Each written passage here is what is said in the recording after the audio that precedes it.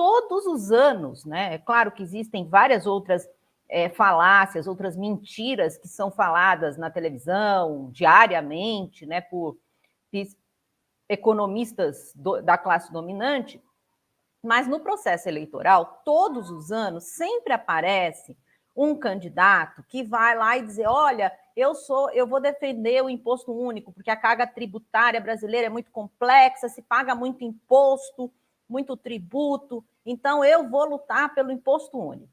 E aí a minha provocação aconteceu porque eu estava assistindo televisão e vi que um partido agora, não é mais um candidato, é um partido da direita, né, que é o União Brasil, está fazendo propaganda na televisão dizendo que vai lutar pelo imposto único.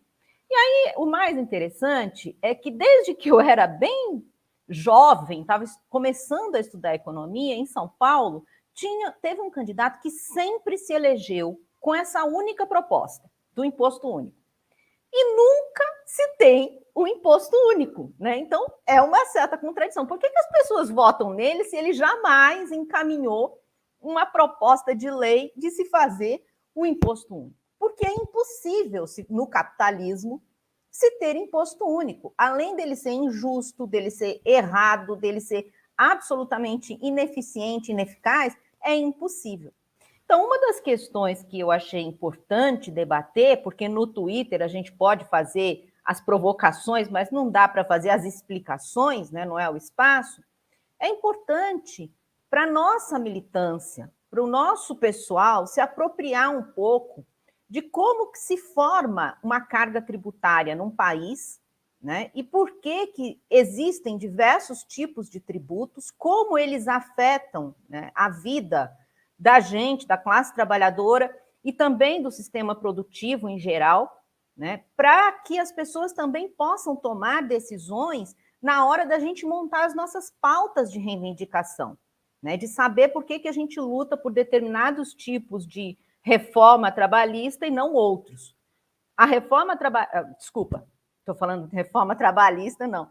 A reforma tributária é também um outro assunto que, pelo menos na minha vida, parece que faz uns 30 anos que ela está em debate e ela nunca acontece, né? Porque tem vários interesses que estão por trás desse instrumento que é extremamente importante para a acumulação de capital, para o sustento do Estado e que afeta a classe trabalhadora. Então, a primeira questão que eu acho que a gente tem que colocar aqui é explicar, né, para todo mundo o que é a carga tributária e como que ela é formada, né? A gente diz o seguinte: a carga tributária ela é composta por todos os tributos que existem num país, né, que são cobrados durante o ano sobre diversas formas. Então, desde um tributo municipal, né, que um município tem o poder de tributar, um tributo estadual ou um tributo nacional, federal, né, da União, somando tudo isso, né, durante um ano inteiro, no Brasil, esse bolo de recursos representa aproximadamente 33% do PIB.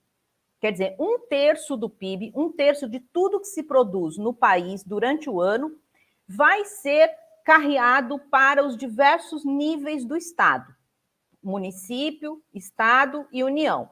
Também há distribuição desses tributos depois entre esses diversos entes da federação, como a gente fala. Então, vejam, é um montante grande de recursos, é um terço da riqueza, digamos. Se a gente puder aproximar o PIB, né? Porque, como marxistas, a gente sabe que o PIB não é exatamente a riqueza, mas vamos aproximando o PIB à riqueza produzida no país durante o ano. Então, todos nós trabalhamos, todos nós produzimos, a nossa mais-valia é explorada pelos capitalistas que lucram, etc. Tudo isso gera uma riqueza, vamos dizer, o PIB. Um terço dessa riqueza é tributo que vai para o Estado. Não vou entrar inicialmente no mérito se é muito ou pouco. Só quer dizer, se é bom ou ruim ser muito ou pouco. Depois a gente conversa sobre isso. Mas o fato é que é bastante, né? 33%, é um terço da riqueza. Bom, acontece o seguinte: como esse tributo é cobrado, né? E por que ele é cobrado desta forma, né? ir à televisão e dizer que vai substituir tudo isso por um imposto único é uma mentira do tamanho gigantesco, né? Porque é impossível se fazer isso. Mas como que o tributo é cobrado, né? Quais são as formas de cobrança dos tributos? Em todos os países capitalistas, os tributos são divididos em duas espécies, dois tipos diferentes. Um primeiro tipo, que é chamado de tributo direto, porque ele vai ser cobrado sobre a renda e a propriedade das pessoas. Ou seja, depois que todo mundo participou da produção, né, recebeu o seu salário ou recebeu o seu lucro, comprou suas coisas, suas propriedades, vai pagar tributo, vai ser tributado, portanto, conforme a renda que recebeu ou conforme as propriedades que adquiriu. Essa tributação direta é considerada, quando ela é bem feita, a tributação ideal. Por que ela é considerada ideal? Porque tudo já aconteceu a economia, quer dizer, a produção já aconteceu, a venda já aconteceu, os salários já foram pagos, e no final das contas, cada um vai contribuir proporcionalmente àquilo que recebeu, ou como renda, ou a propriedade que adquiriu, né, que possui. Então, essa é a tributação direta. Agora, existem também os chamados tributos indiretos. Estes são de diversas formas, diversas espécies, subespécies, né? Mas o fato é que os tributos indiretos, eles vão ser cobrados no processo de produção e não no resultado final. Então, vou dar alguns exemplos de tributo direto primeiro, depois a gente fala dos tributos indiretos. Quais são os tributos diretos que a gente tem no Brasil, que são os mais importantes? O IPTU, que é o Imposto Predial Territorial Urbano, que as pessoas que têm casa pagam IPTU. O ITR, que é o Imposto Territorial Rural. O Imposto de Renda, pessoa física e pessoa jurídica.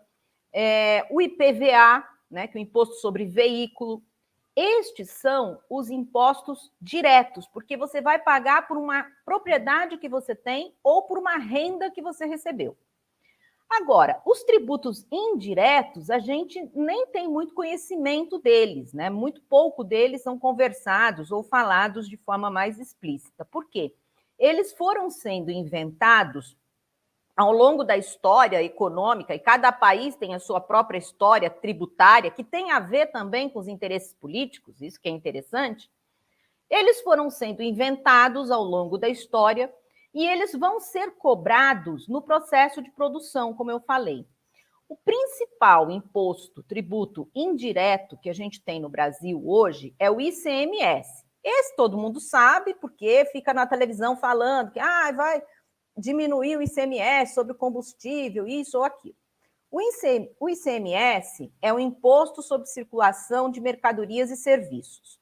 Ele foi criado, né, ele se originou lá no tempo da Primeira República, né, porque os exportadores de café, que eram de bases estaduais, na época eram províncias, eles tiveram que, para serem salvos pelos estados, foi criado um tributo sobre a venda do café.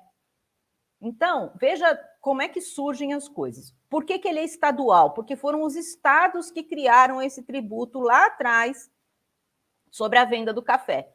E aí ele foi sendo estendido para todos os outros bens e serviços que são produzidos e vendidos. Então, teoricamente, né, o ICMS, ele é um tributo que é pago toda vez que um bem ou serviço é vendido. E quem recebe esse tributo, quem fica com a massa, né, o grande bolo desse tributo, são os estados. Né? Outros tributos indiretos também foram sendo introduzidos. Por exemplo, quando começou o processo de industrialização no país, o governo federal, então, instituiu um imposto sobre produtos industrializados. É um imposto que paga toda a indústria, e isso é federal. Aí outros tributos também foram sendo necessários, porque o Estado foi crescendo, então começaram a inventar outros tributos, mas sempre incidindo sobre o processo de produção. E são de várias formas. Então, por exemplo, quando a Constituição Federal de 1989, de 1988 instituiu o orçamento da Seguridade Social. Esse orçamento da Seguridade Social era um bolo de recursos para que o Estado tivesse dinheiro suficiente para pagar as aposentadorias, a assistência social e a saúde de todos os brasileiros. Bom, os recursos que tinha anteriormente não eram suficientes. Então, eles criaram outros recursos, como a contribuição social sobre o lucro líquido, COFINS, que foram contribuição para fins sociais, foram tributos que foram sendo criados para financiar a saúde, a previdência e a seguridade social. No entanto, a gente vai ver logo em seguida que, de fato, esses recursos não são utilizados para isso. Mas antes de passar para essa parte, é importante dizer que estes tributos indiretos, por mais que seja o empresário que tem a obrigação de recolher o tributo para o governo, esse tributo indireto sai do bolso do trabalhador que compra o produto final. Porque todos os empresários, eles vão repassando para o preço da mercadoria ou do serviço, tanto faz, né, do bem ou do serviço, os tributos que eles têm que pagar para o governo federal, ou para o governo municipal, ou para o governo estadual. Então, no final das contas, todos esses tributos, eles estão embutidos no preço final da mercadoria. Então, sai do bolso de quem? Não é do empresário, é do consumidor final, da classe trabalhadora. Se nós considerarmos, por exemplo, que um saco de arroz, antigamente eu falava um saco de 5 quilos, hoje a gente tem que falar um saco de 1 quilo só, porque o preço subiu muito. Se a gente considerar, por exemplo, que num saco de arroz, de feijão, de 1 quilo, que custa R$10, desses R$10, 30% é imposto. Eu estou aproximando, não é exatamente isso, mas só para ficar claro, para ficar evidente para todo mundo, como é que você paga o tributo e nem sabe que está pagando.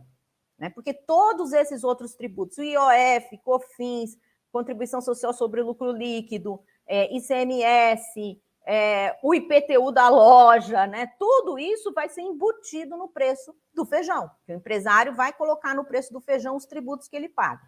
Então, o trabalhador, ao comprar um saco de feijão de R$10, 1 quilo, R$3 que saiu do bolso do trabalhador é o tributo que os empresários são obrigados a entregar para o Estado. Isso se eles não sonegarem.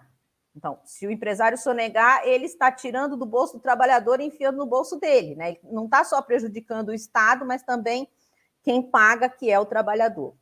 Então, esses tributos indiretos, eles são considerados os piores tipos de tributo, por várias razões que eu posso dizer aqui, mas a principal razão é que ele sai do bolso do consumidor, sem que o consumidor saiba, mas isso também não importa, porque mesmo nos outros países que o consumidor sabe que paga, né? Muita gente fala assim, mas lá nos Estados Unidos, quando você vai comprar um produto, o preço é X e aí você tem que pagar mais tanto de tributo.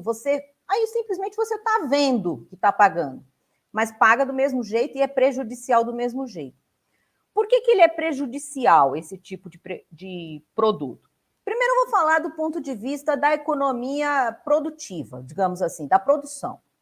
Ele é prejudicial porque quando a gente compara outros países, né, com outras cargas tributárias, com carga tributária diferente, que não tem esse monte de tributo sobre o processo de produção, os nossos produtos ficam menos competitivos do que o de outros países. Isso é um fato, né? Então, se o nosso feijão, R$3 do feijão é tributo, no outro país que não tem esse tributo, o feijão custa 7. Se a gente pudesse comparar, se fosse a mesma moeda, né? O mesmo sistema produtivo, enfim, só para dar um exemplo. Então, economicamente, ele não é muito bom, mas ele também serve para fazer, por exemplo, uma estrutura de direcionamento dos investimentos que o Estado quer fazer. Se o Estado, por exemplo, se nós estivéssemos, né, no governo, nós teríamos que utilizar os tributos indiretos para dizer o seguinte: olha, quem plantar feijão e vender feijão não vai pagar ICMS, mas quem plantar tabaco ou outras coisas produtivas que nós não queremos, ou soja, né? Se você plantar feijão que alimenta a população, você não vai pagar ICMS, mas se você plantar soja, você vai pagar. Então, dá para você fazer uma política econômica de direcionamento do desenvolvimento através da tributação indireta. Mas o grande mal da tributação indireta é que ela é regressiva e acaba que quem ganha menos paga proporcionalmente mais da sua própria renda para o Estado. E aí eu vou dar um exemplo numérico, mas bem simples, eu acho que todo mundo pode entender. No mesmo caso do nosso feijão, um trabalhador que ganha R$1.000, ele compra um salário mínimo, ele compra feijão. Né? Então, toda vez que ele compra um saco de feijão, R$3 vai para o bolso, vai para o Estado, né? E sai do bolso desse trabalhador. Digamos, o gerente da fábrica lá que o trabalhador trabalha, né, ganha, digamos, R$10.000. Ele também come feijão e compra o mesmo feijão, digamos. E ele também vai pagar os mesmos R$3 de tributo. E o dono da fábrica, o grande empresário, que tem um lucro gigantesco e que vai tirar dali para o seu sustento, digamos, que uma remuneração de R$100.000 por mês, também compra feijão e também come feijão. E ele vai pagar os mesmos R$3 de tributo. Então, vejam, para um trabalhador que ganha um salário mínimo, R$3 representa uma fatia enorme da renda dele, enquanto para o gerente, classe média alta, né, da fábrica, que ganha R$10.000, já representa uma fatia muito pequena da renda dele. E para o empresário, se o empresário perdesse na rua R$3 todos os dias, não ia fazer a menor diferença. Então, deu para entender por que ele é regressivo e acaba que quem... Vocês vão falar assim, não, mas todos pagaram a mesma coisa, todos pagaram R$3. Não, porque a gente não pode pensar em termos absolutos do quanto a pessoa pagou. A gente tem que pensar em quanto isso representa para a renda dela. O que isso significa para o rendimento dela. Então, essa é a primeira falácia, essa é a primeira mentira de vir na televisão e defender o imposto único. Porque o imposto único seria um imposto, como foi dito na televisão, que todo mundo vai pagar a mesma alíquota, digamos, 10%. Só que 10% para quem ganha um salário mínimo é muito. 10% para quem ganha R$1.200 é R$120. Isso faz ele passar fome. Ele já passa fome com o salário mínimo, né? Mas ele vai passar mais fome ainda. E para quem ganha R$1 milhão, 10%, mas 10% de R$1 milhão é R$100.000. E daí? Você vai ficar com 900 mil. Não vai viver com 900 mil, vai morrer de fome, vai passar necessidade com 900 mil, né? Então, essa é uma questão que a gente não pode ser engambelado, digamos assim, na discussão tributária. Né? Nenhum tributo pode ser, nenhuma tributação deveria ser regressiva. Né?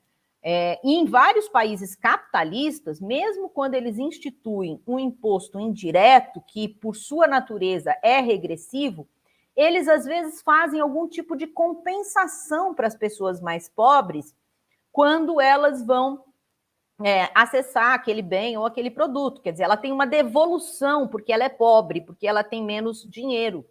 Né? Então, o tributo é devolvido para ela, e não para os ricos e milionários. Então, essa é a primeira questão que a gente precisa deixar bem evidente, para quando a gente for debater, principalmente com a classe trabalhadora, explicar, olha, se a gente faz um tributo único e igual na alíquota para todo mundo, quem ganha menos vai pagar proporcionalmente à sua renda muito mais do que quem ganha mais. E vai fazer muito mais falta para quem ganha menos ser tributado dessa forma. E aí, no Brasil, tem tributos que são progressivos, né? Que são os tributos diretos. Em todos os países tem. Mas essa tributação direta no Brasil, ela também é muito achatada na parte mais baixa da população, né? Ela não chega nos super, ultra, mega ricos, né? Então, é também um debate que a gente precisa fazer do tipo de tributação direta que tem que se ter no país, tanto sobre a renda quanto sobre a propriedade.